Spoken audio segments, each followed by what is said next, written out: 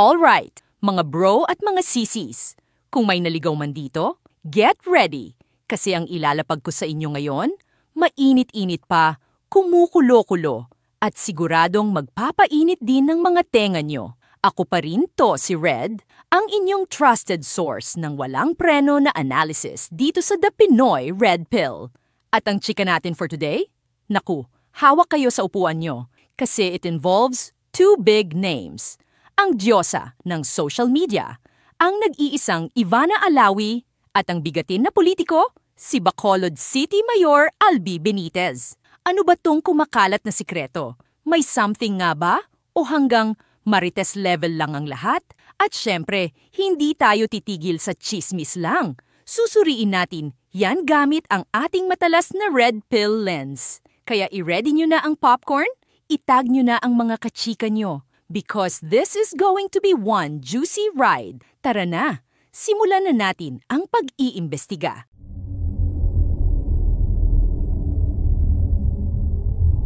So paano ba nagsimula itong buong brouhaha? Itong iskandalo na to na umalog sa social media world? Well, rewind tayo ng kaunti. Bandang late 2023, early 2024, biglang may mga nag-leak. Nag-circulate ng mga photos and videos. At saan pa kundi sa Land of the Rising Sun, Japan, sina Ivana Alawi at Mayor Albi Benitez, spotted in Tokyo. Magkasama! OMG, di ba? Alam nyo naman, kapag ganyan, isang sikat na magandang dilag at isang powerful na politiko na sight na magkasama sa ibang bansa pa, ano pa bang iisipin ng mga tao? Business trip lang ba talaga yan?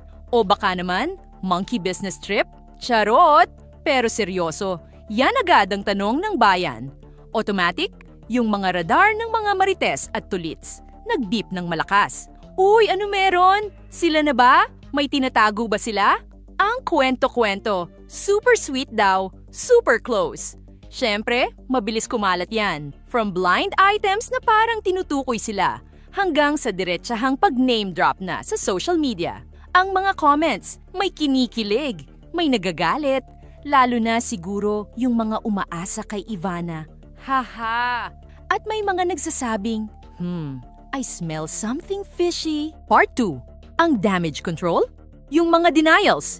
Siyempre, sa tindi ng chismis at sa bigat ng mga aligasyon, hindi pwedeng manahimik lang ang mga bida natin. So as expected, naglabas ng kanilang mga official statements sina Ivana Alawi at Mayor Albi Benitez.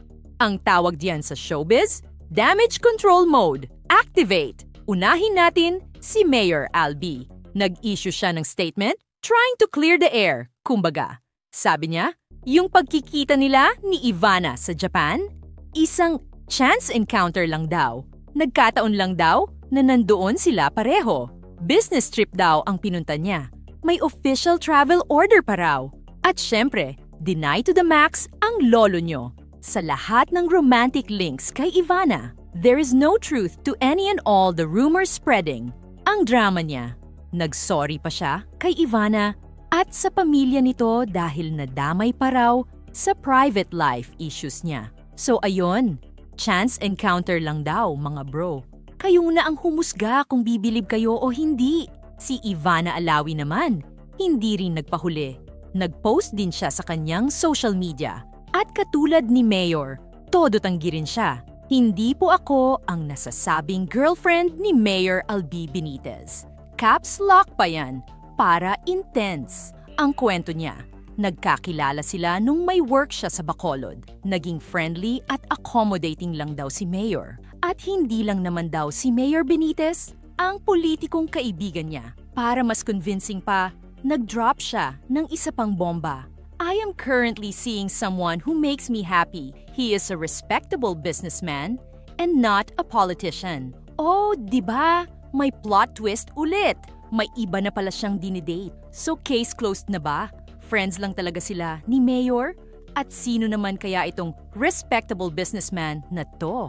Isa na namang aabangan ng mga marites. So ayan, may denials na from both camps.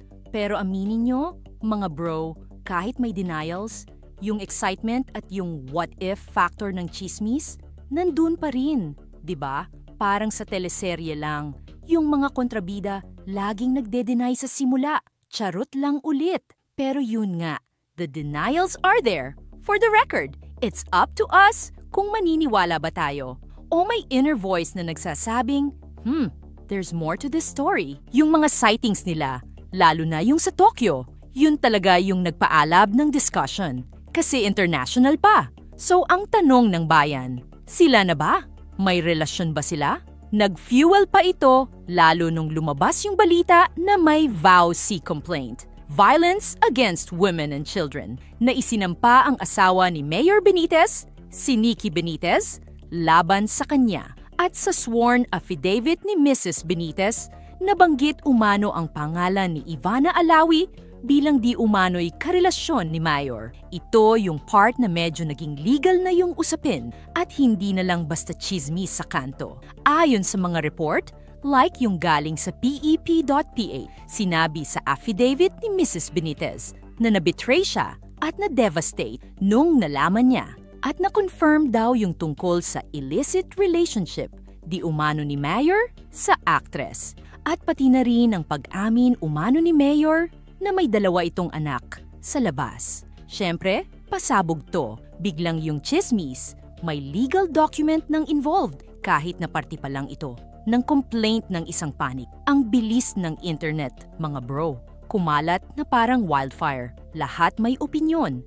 May mga nang bash, may mga nagtanggol, may mga nag-aabang lang ng susunod na kabanata. Typical Pinoy, social media circus. Ika nga, okay mga bro, dito na tayo sa paborito nating part.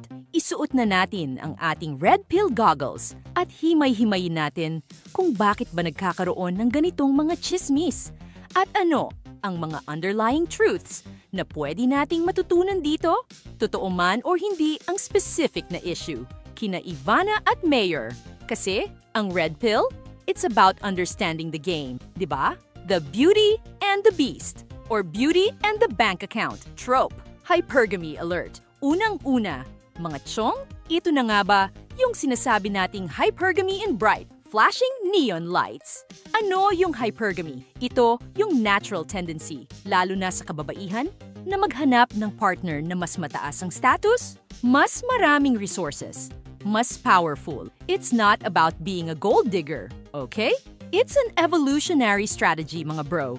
Survival of the fittest and providing the best for future offspring. Kaya kapag may nakikita tayong pairing, a young, beautiful, super sikat na babae like Ivana, tapos isang established, wealthy, and powerful politician like Mayor Albi, automatic, yan sa utak ng mga tao, lalo na sa ating mga red-pilled. Classic yan! Ganda meets yaman at power. Kahit pa i-deny nila, yung template ng chismis, swak na swak sa hypergamous narrative. Kaya ang bilis paniwalaan.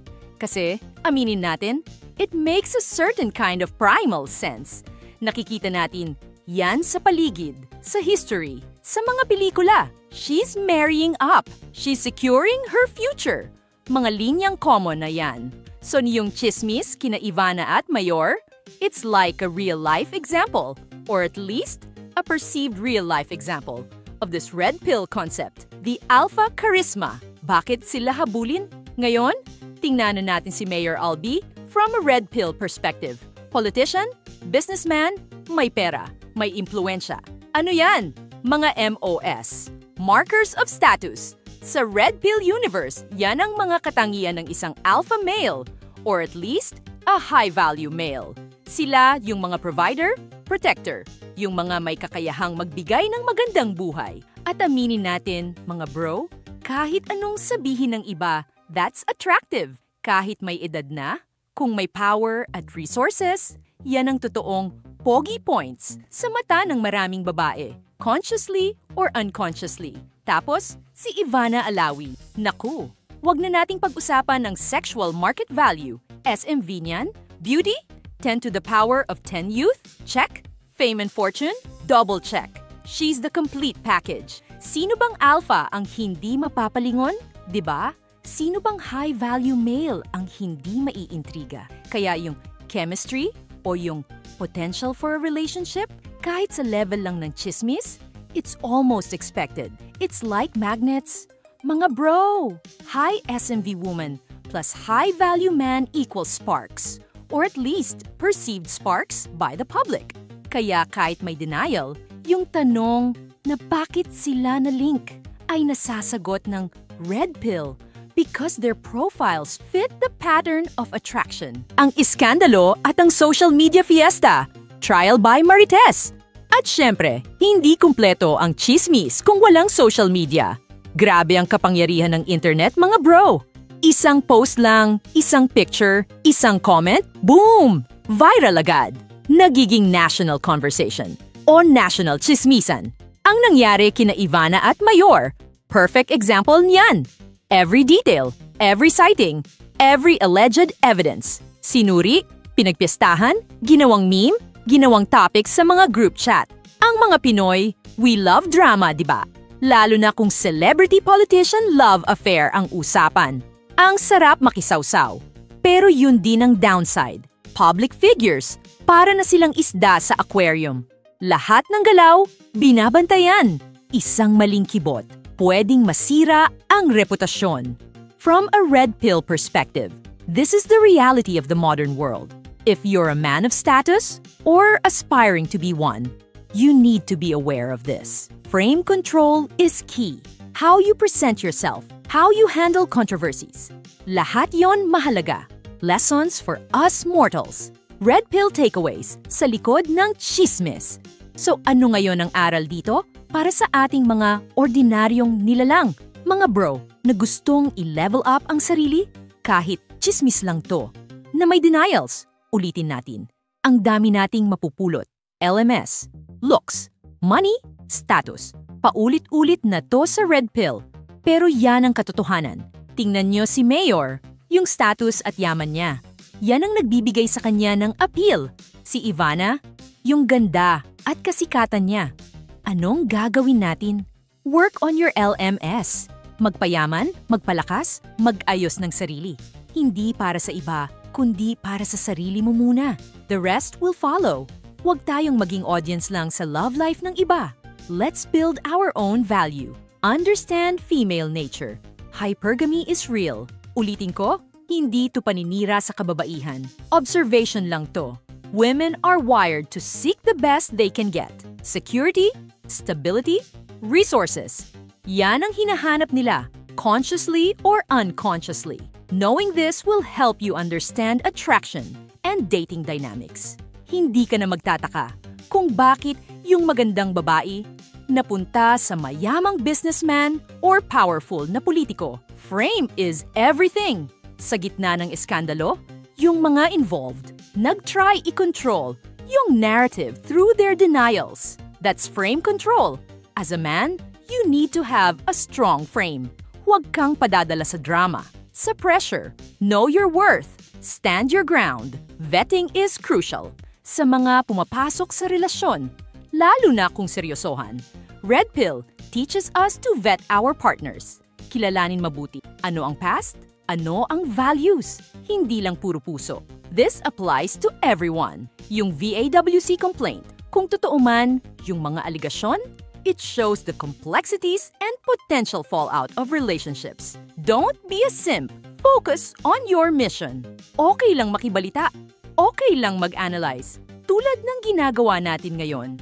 Pero huwag kang magiging sobrang invested sa buhay ng mga celebrity. Ang focus mo dapat, sarili mong pag-unlad.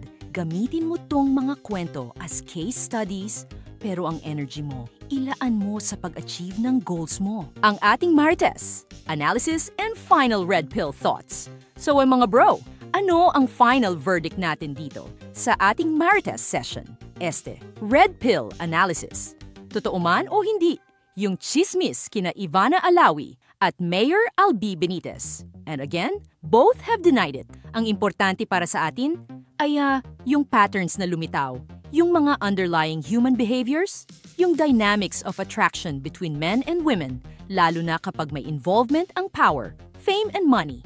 Ang red pill, binibigyan tayo ng X-ray vision para makita yung behind the scenes ng mga ganitong sitwasyon. Hindi para manghusga, kundi para maintindihan At kapag naintindihan mo ang laro, mas magiging magaling kang manlalaro, 'di ba? Kaya ang payo ko, observe, learn. But always bring it back to yourself. Paano mo gagamitin tong knowledge na to para i-improve ang sarili mo? Paano ka magiging high-value man in your own right? Yan ang tunay na Red Pill Journey. Grabe, ang haba ng chika natin mga bro. Juicy nun, di ba? Anong masasabi nyo? Naniniwala ba kayo sa chance encounter lang? Or may something fishy talaga? I-drop nyo ang inyong mga fiery comments and theories below. Let's get this discussion going. At kung nag-enjoy kayo sa ating Red Pill Tis-Ismisan and Analysis, huwag kalimutang i-like tong video, i-share sa mga tropa nyong Marites at Red Pill, and of course, mag-subscribe na kayo sa The Pinoy Red Pill para di kayo mahuli sa mga susunod pa nating pasabog. Hit that notification bell. Mga chong, ako si Red, signing off for now. Remember, the world is a stage, and the Red Pill helps us see who's pulling the strings. Stay woke, mga bro! Hanggang sa susunod na chismis. Red Pill Discussion. Peace out!